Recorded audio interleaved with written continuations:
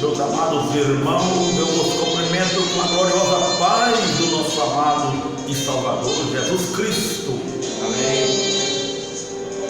Nós estamos aqui para falar sobre bibliologia. Nós estamos na nossa 14ª aula de bibliologia. 14ª aula de bibliologia, e este aqui é o primeiro período. Nós estamos na página de número 45 da nossa apostila e no capítulo 5 vamos falar um pouco aqui sobre a Bíblia ao longo dos séculos.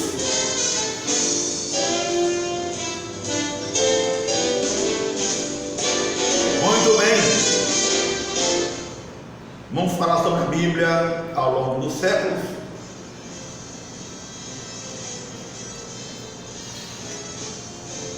Sabemos que a Bíblia, ela tem muitos desafios.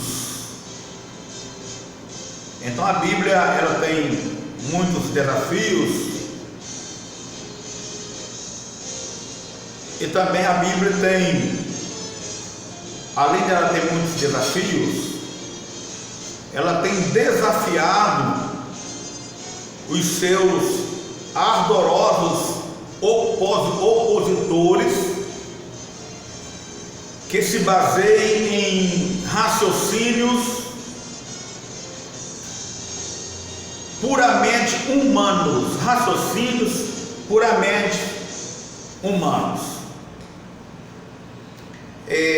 eles visam desacreditá-la.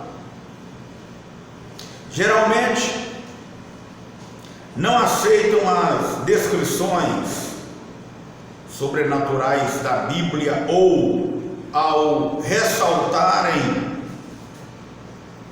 que tais descrições contrariam a razão humana. Contudo,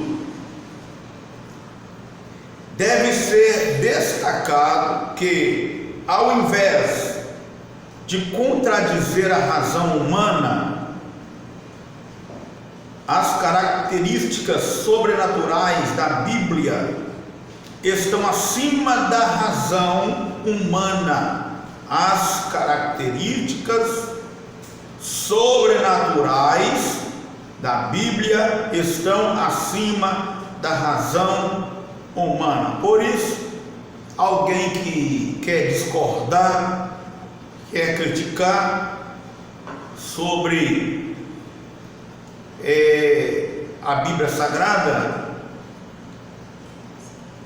nós vemos que realmente a mente humana, ela não consegue entender o mistério, porque na verdade é um mistério, só dela estar acima da razão humana. Então a Bíblia, ela é um mistério da parte de Deus. Não foi preocupação de um divino escritor, ou por que não dizer um divino autor, explicar como aconteceram os milagres bíblicos genuínos, ou mesmo porque foram operados de maneira sobrenatural. O que temos para o nosso conhecimento, as indicações de onde e quando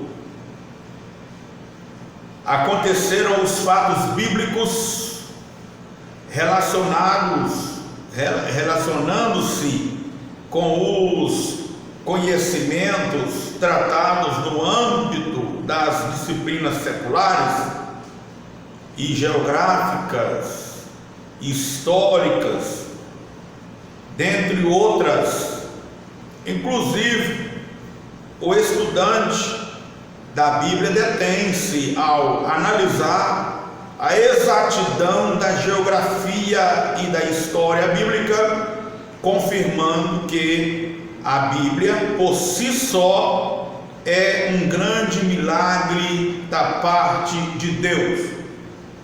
Então a Bíblia, ela por si só é um grande milagre da parte de Deus. É um grande milagre nós termos a Bíblia Sagrada em nossas mãos hoje, para nós podermos basear a nossa fé na Bíblia Sagrada e adquirir o conhecimento de Deus, porque o único livro que nos leva a conhecer a Deus é a Bíblia Sagrada. Não existe nenhum outro livro no mundo que nos leva ao pleno conhecimento de Deus. O próprio Jesus Cristo falou, dizendo: examinai as Escrituras e vós cuidais ter nelas a vida eterna, porque são elas que testificam de mim. Só as Escrituras, a Bíblia Sagrada. Muito bem. Vamos falar sobre as linguagens originais da Bíblia Sagrada. Em quase sua totalidade, os livros bíblicos foram escritos em hebraico, aramaico e grego. Então, os livros da Bíblia foram escritos nesses três idiomas: em hebraico, aramaico e grego. Letra A. O Antigo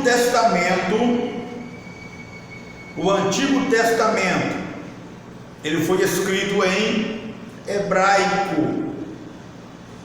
É o idioma oficial da nação judaica, sendo chamado também de língua de Canaã. Nós vamos achar essa palavra aí, língua de Canaã, em Isaías 19 e versículo 18. Leiamos. Naquele tempo haverá 5 cidades na terra do Egito, que falarão a língua de Canaã, e farão juramento ao Senhor dos Exércitos, e uma se chamará Cidade da Destruição.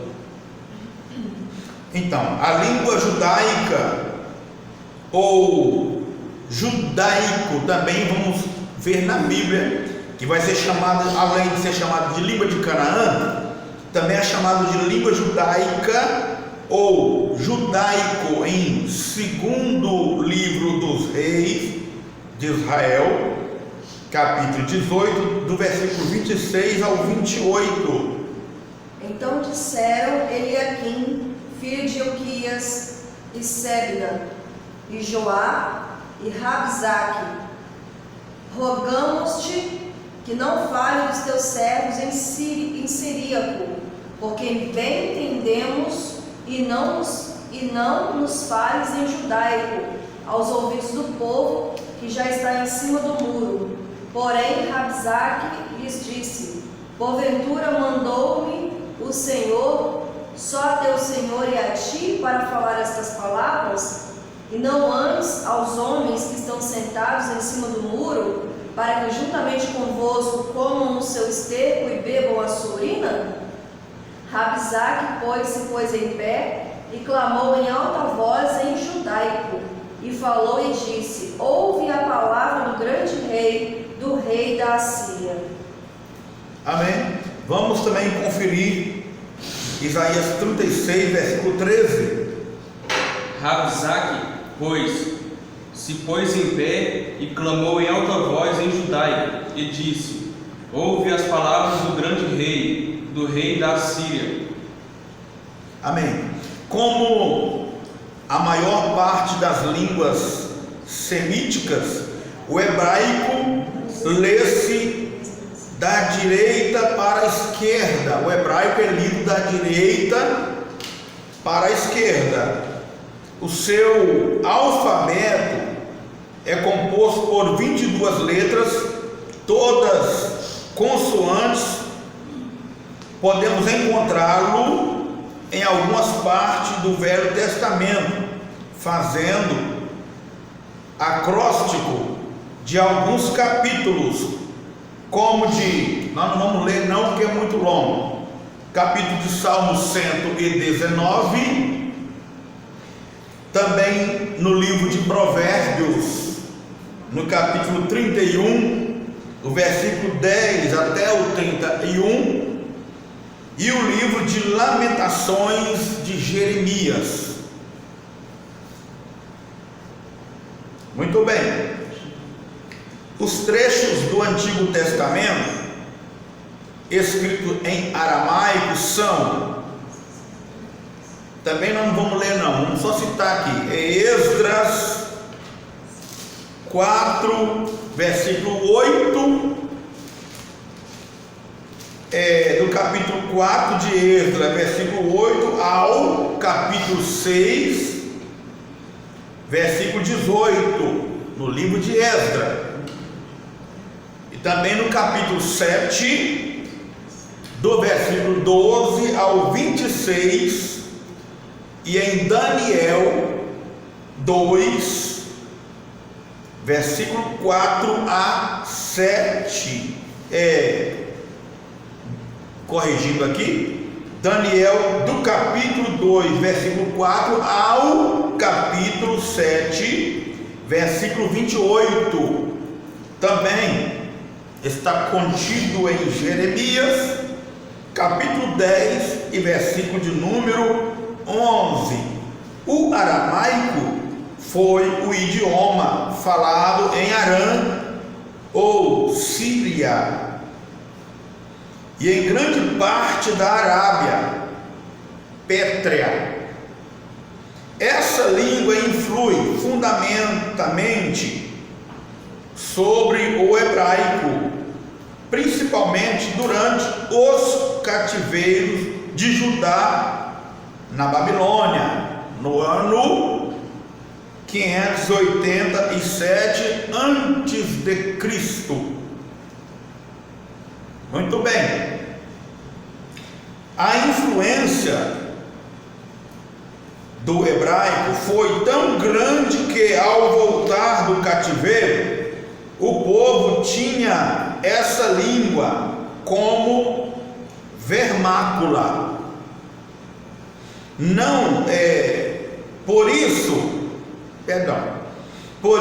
quando Esdras leu as Escrituras em público, precisou explicá-la ao povo que não mais conhecia bem o hebraico.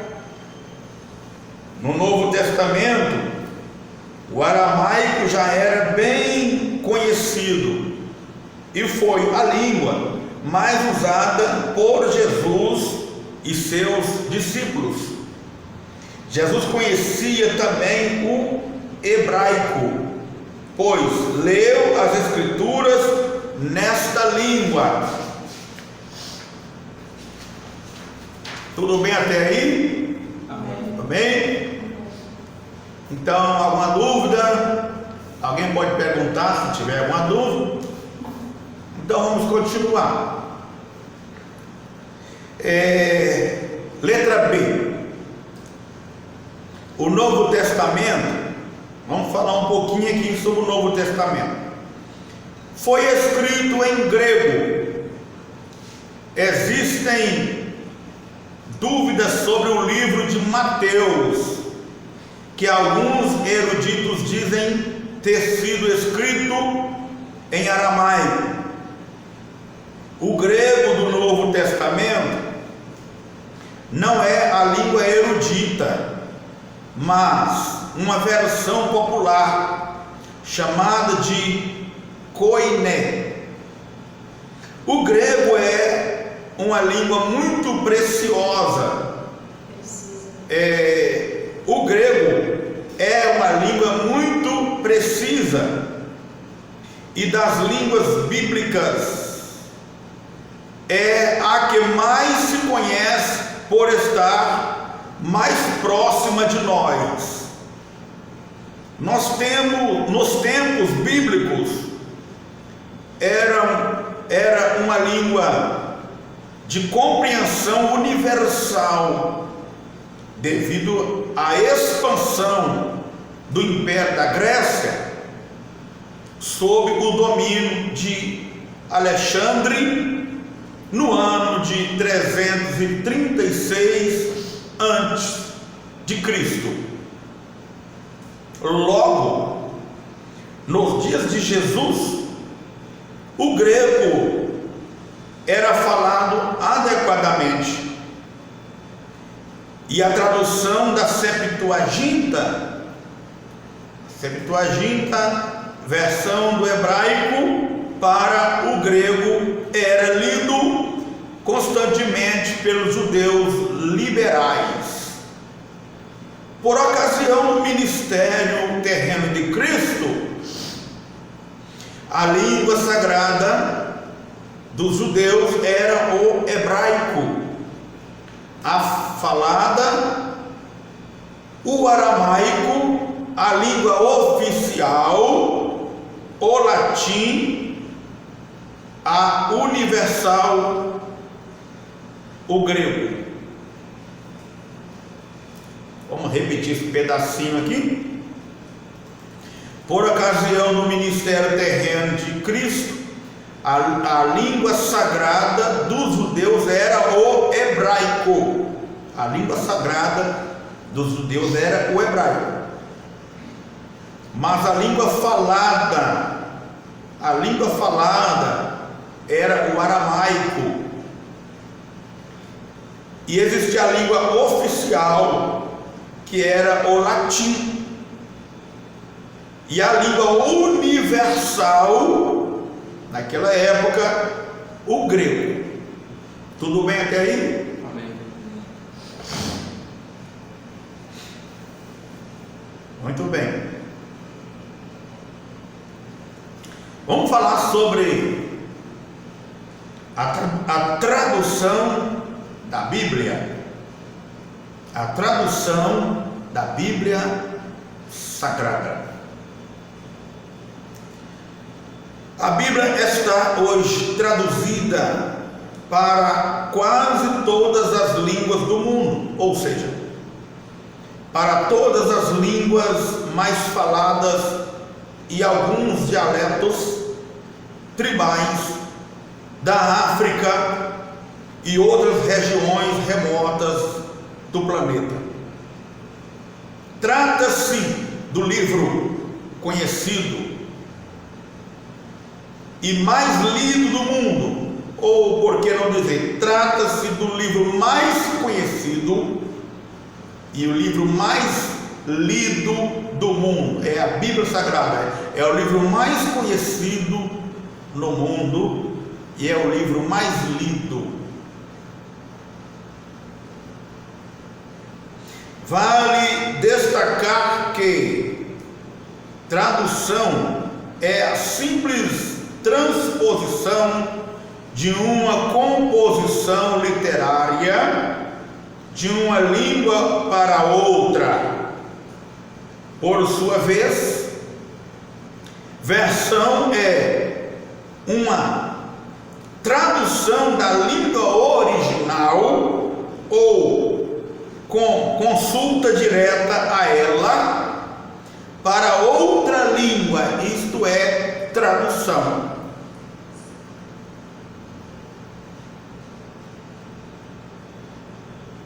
Tradução da língua original ou consulta direta a ela para outra língua.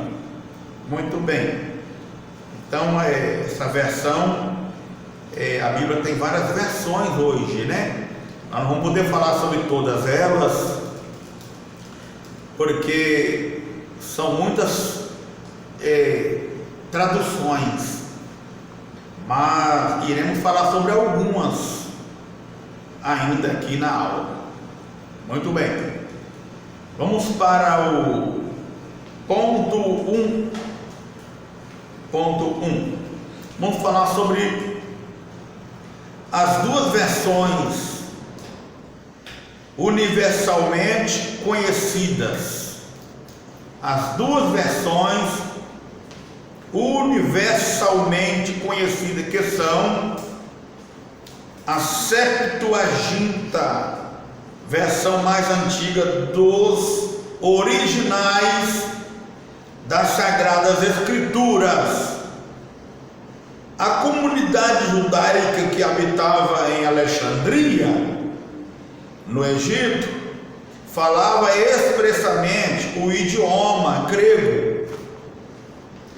Com a necessidade de uma versão grega dos livros judaicos, o rei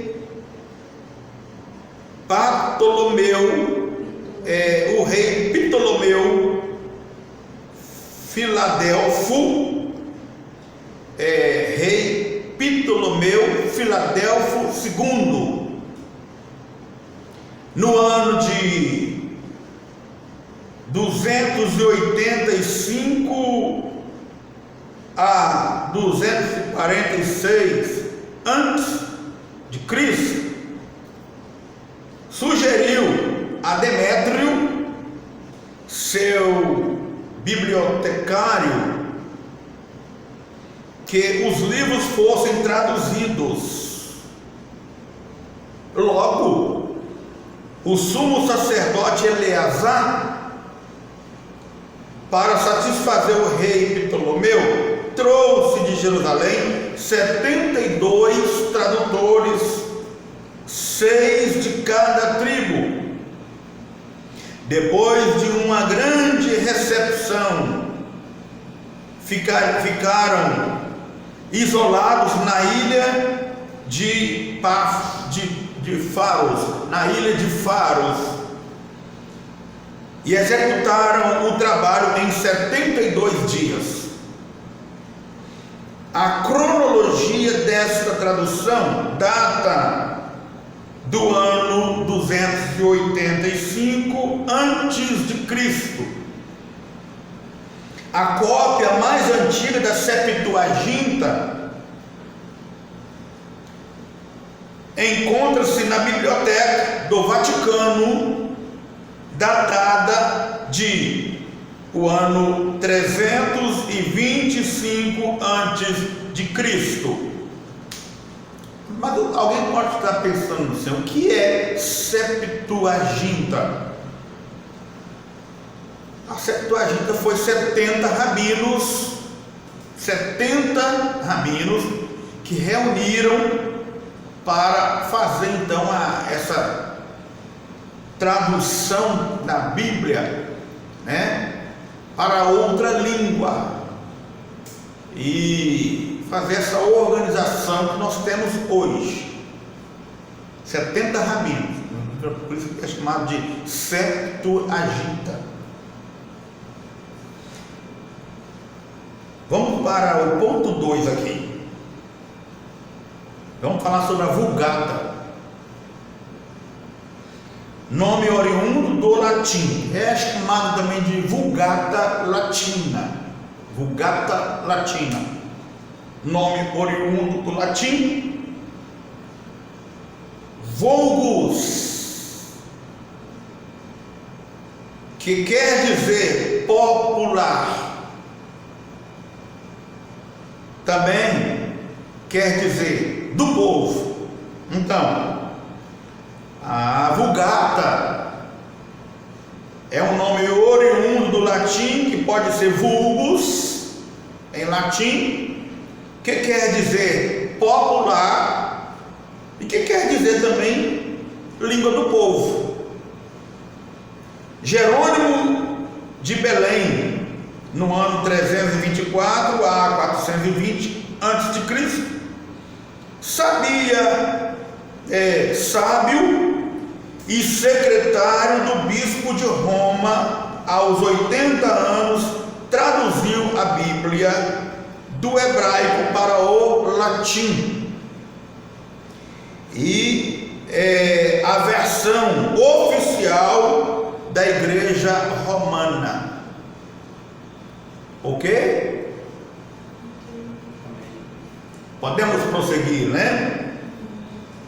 Então vamos para o ponto 3. A nossa aula hoje, ela vai ser bastante didática, porque nós temos que ler muito aqui hoje, porque é muita coisa para nós estudarmos, mas já está tudo aqui explicadinho aqui na apostila, tudo explicadinho, fácil de compreensão. Ponto 3. Vamos falar sobre versões em português. Versões em português.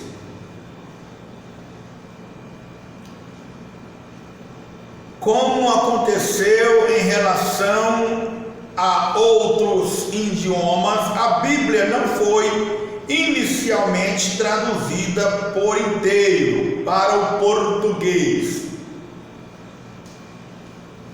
Essa tradução aconteceu aos poucos. Dom Diniz, rei de Portugal, no ano 1279 a 1375, ordenou a tradução da Vulgata, uma parte do livro de Gênesis, e o rei Dom João I, no ano de 1389 a 1433, ordenou a tradução dos evangelhos. Esse mesmo rei traduziu os Salmos, página 47. O Frei Bernardo traduziu o Evangelho de São Mateus no século V.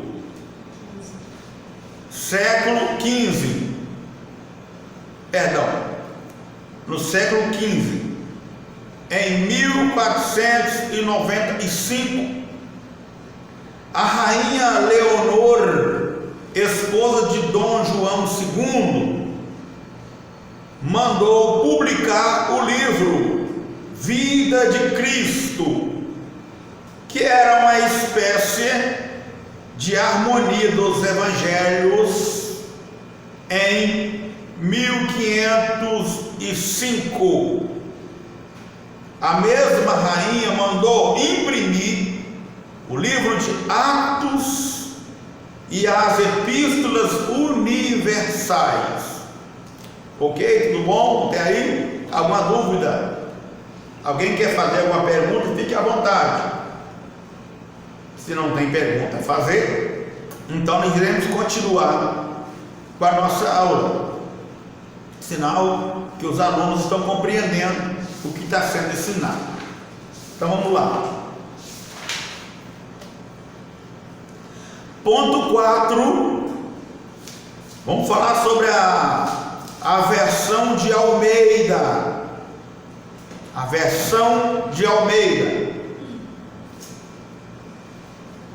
João Ferreira de Almeida foi ministro do Evangelho da Igreja Romana Holandesa em Batávia, então capital da ilha de Java. Esta ilha ficava na Oceania. Batávia é agora a cidade de Jakarta, capital da Indonésia. Java era então domínio holandês, conquistado conquistada dos portugueses Almeida traduziu primeiro o Novo Testamento, terminando-o em 1670. Em 1681, são muitas datas, né? Nós temos que falar todas elas. Em 1681, seu texto foi impresso em Amsterdã, na Holanda, isto é, 100 anos antes da primeira edição católica da Bíblia, a de Figueiredo, em 1781. Logo, Almeida traduziu o Antigo Testamento até Ezequiel 48, versículo 21. Quando faleceu em 1691, missionários amigos seus completaram a tradução, entre eles Jacob Opden Acker. Almeida fez sua tradução do grego e hebraico, línguas que estudou após abraçar o Evangelho. Utilizou também as versões holandesas de 1637 e a espanhola de Valera, no ano de 1602. Seu Antigo Testamento foi publicado em 1753. Em Amsterdã, a Sociedade Bíblica Britânica e Estrangeira começou a publicar o texto Almeida em 1809. Vai guardando aí que essas datas vai cair tudo na prova, hein? Publicando a Bíblia completa a primeira vez em 1819. O texto Almeida não era muito bom por ele ter deixado Portugal muito cedo e não ter cultura profunda. O texto de Almeida foi revisado em 1894 e em 1925. Em 1951, a imprensa bíblica brasileira, Organização Batista Independente, publicou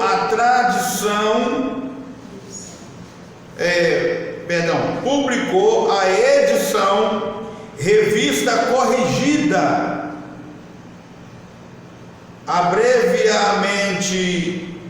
a abreviação que dá para esta Bíblia Revista Corrigida é ARC. Tudo bem? Aí?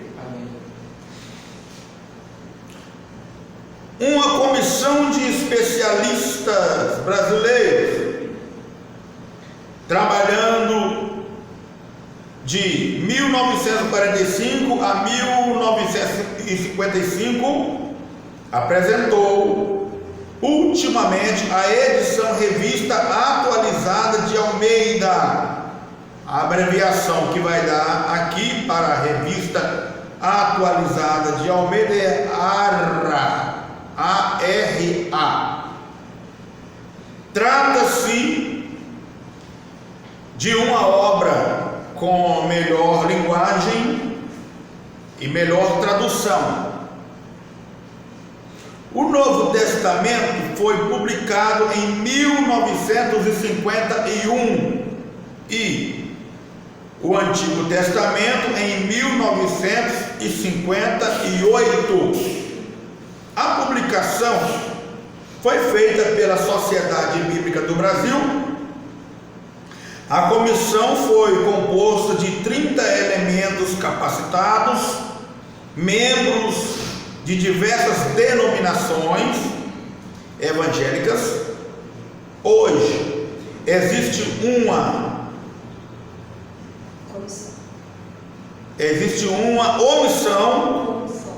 comissão permanente de revisão, acompanhando os progressos da crítica textual e etc. Vamos para o ponto 5.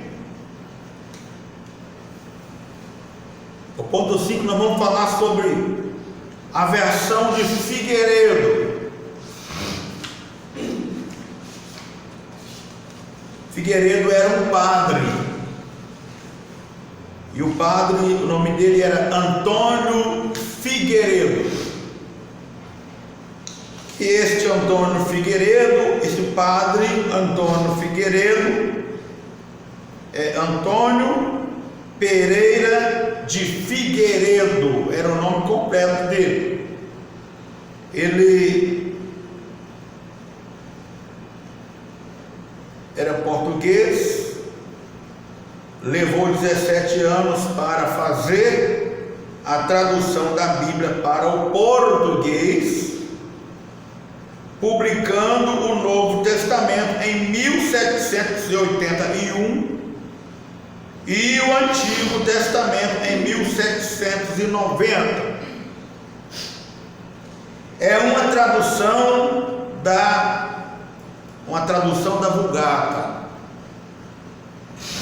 Vulgata Latina. Vamos falar um pouco sobre o ponto 6. A tradução brasileira.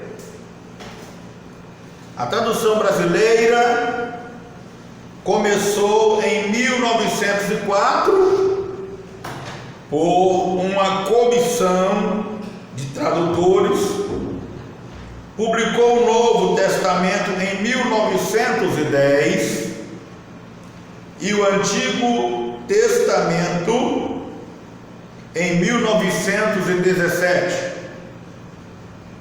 Trata-se de uma tradução muito fiel aos originais,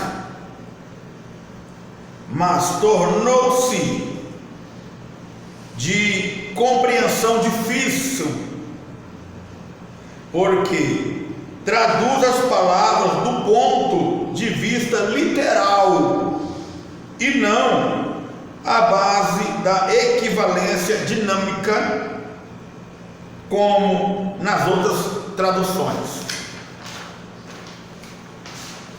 Página 48, ponto 7. A versão de Roden, feita pelo padre brasileiro de Santa Catarina, consta apenas o Novo Testamento. Foi publicado em 1935. Ponto 8. A versão de Matos Soares, também feita por padre brasileiro, a partir da Vulgata. A obra foi concluída em 1932 e publicada em 1946. É a Bíblia popular dos católicos brasileiros. Muito bem? Tudo bem até aí? Amém. Então vamos dar continuidade? Vamos passar para a página de número 49. Página de número 49, capítulo 6. E vamos falar sobre algumas observações e curiosidades sobre o texto bíblico. Só um minuto. Preciso limpar esse óculos.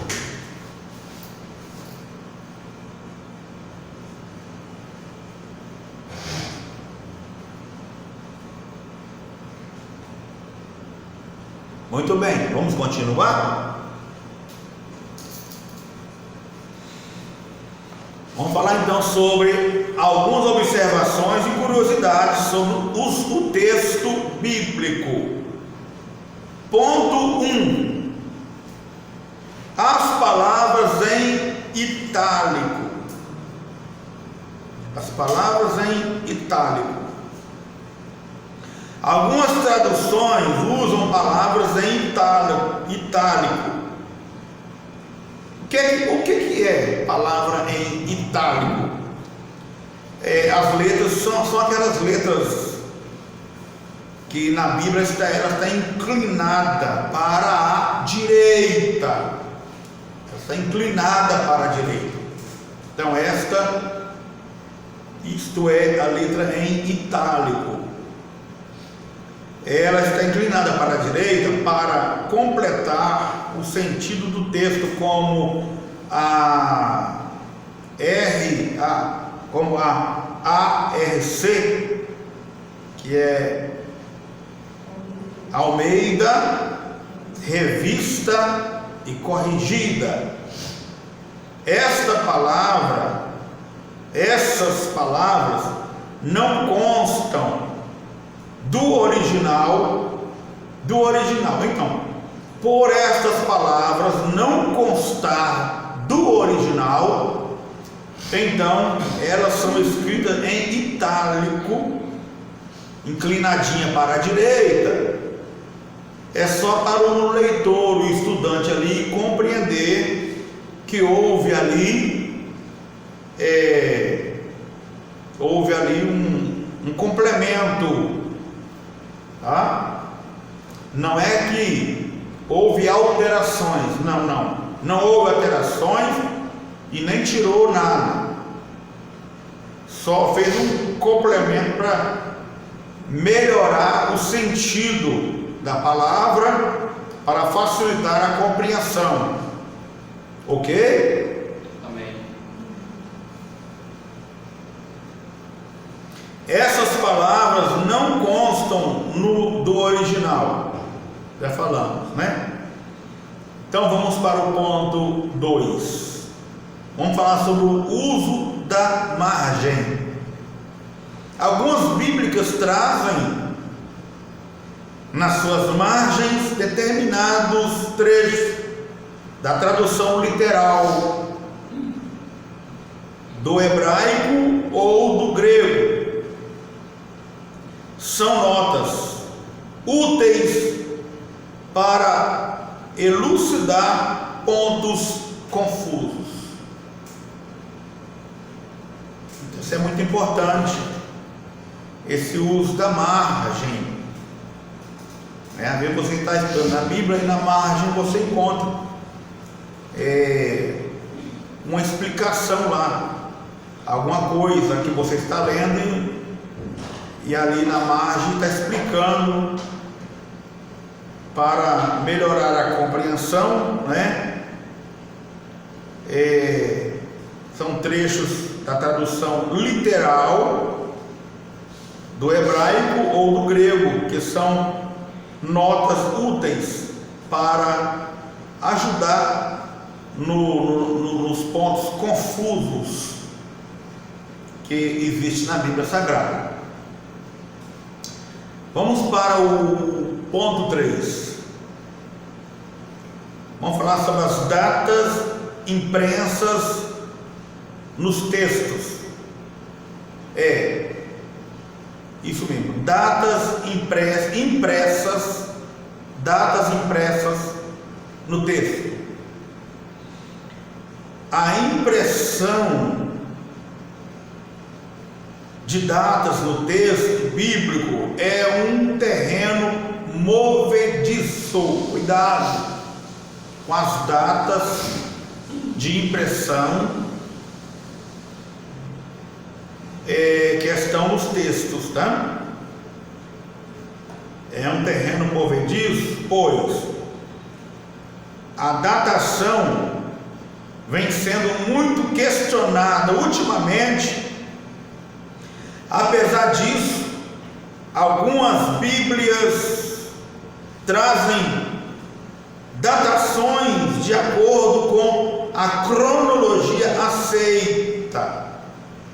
Os métodos modernos de arqueologia e datações estão colocando em dúvida grande parte desta cronologia.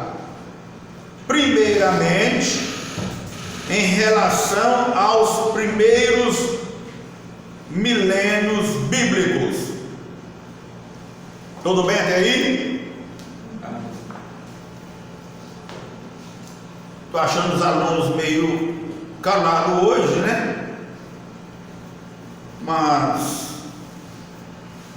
ou eu estou ensinando de maneira que está dando para compreender direitinho o ensinamento, né? Ou não estou ensinando bem, né? Mas tá bom? Então vamos continuar. Então é sinal que vocês estão compreendendo a minha linguagem. Vamos então para o ponto onde eu parei mesmo. Eu estava no ponto 3, né? Vamos para o ponto 4. Vamos falar sobre o sumário dos capítulos. São separados pelos editores, nada tendo a ver com a inspiração e o texto original.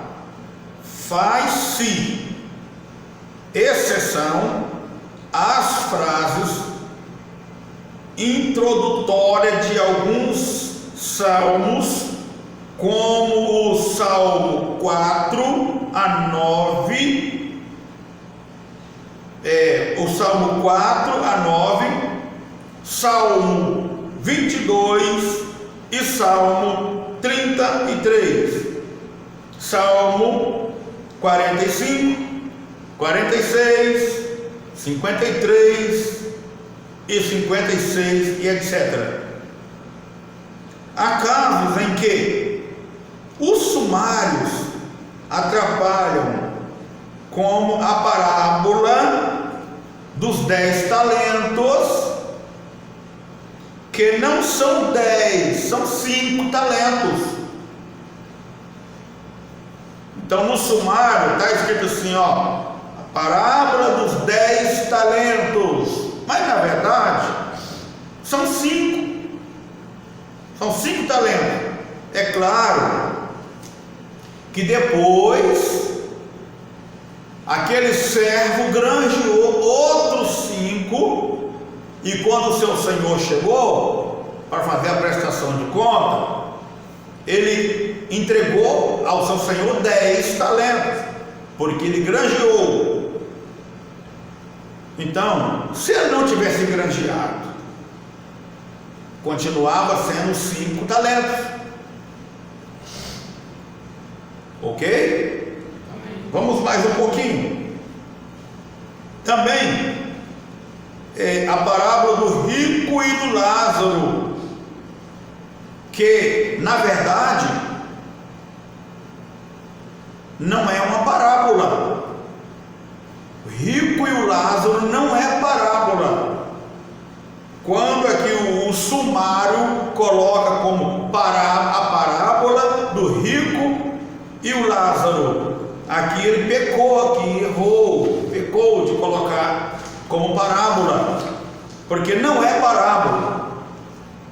rico e o Lázaro não é parábola. Preste bem atenção no que eu vou falar aqui. Quando Jesus ele falava uma parábola, ele não citava nome próprio. Ele não citava nome próprio. Ele falava de maneira que ele não citava nomes. Ele dizia, um jovem, por exemplo, a parábola do jovem rico, né? Então ali ele não cita nome, mas nesta parábola do rico e do Lázaro, o Senhor Jesus cita dois nomes próprios existentes, porque ele fala o nome de Lázaro e fala o nome de Abraão. Se fosse parábola, ele não ia falar o nome de Lázaro. Então, tudo nos mostra que esta passagem, não vou dizer parábola, esta passagem contada por Jesus do rico e do Lázaro no seio de Abraão é um caso, é uma história contada que já havia acontecido antes. Tem um nome que se dá nisso aí, é baseado em fato real. Baseado em fato real, sabe por quê? O Senhor vai dizer outros nomes aí, e vai dizer assim para o rico: olha, além de dizer o nome de Lázaro e o nome de Abraão, ele vai dizer assim: lá na terra tem Moisés e os profetas. Se eles não ouvem Moisés e os profetas, irão ouvir um morto porventura? Então fica aí, tá? A dica para quem quer acreditar nesta verdade que estamos ensinando aqui neste áudio.